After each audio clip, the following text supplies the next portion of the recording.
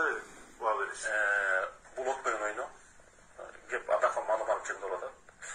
Madımarov Акаевдин доорунда, мына мен Кемиңдемин. Кемиңге келип апайсы менен жолукчу. Bir adam bir ит үрчүкчү эмес.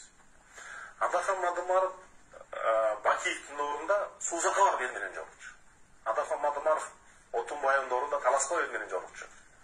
Adakan Madımarov Атамбаевдин доорунда могу Бишкекке келип алып эл менен жолукчу, сындачы.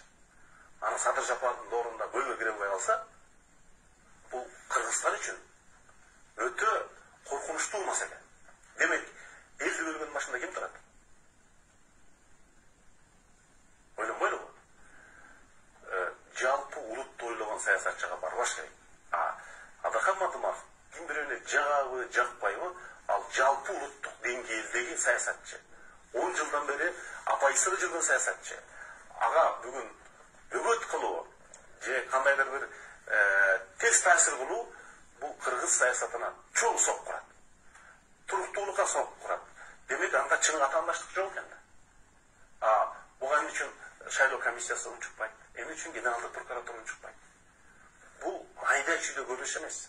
Кээде болот, бир жактан бир жана огунчу аялдар жиберип койгон, мурунда болгон, бул андай көрүш эмес. Бул бир эпизод жалпы Кыргызстанда шайлоого чоң көлөкөсүн тургузуп коюшу.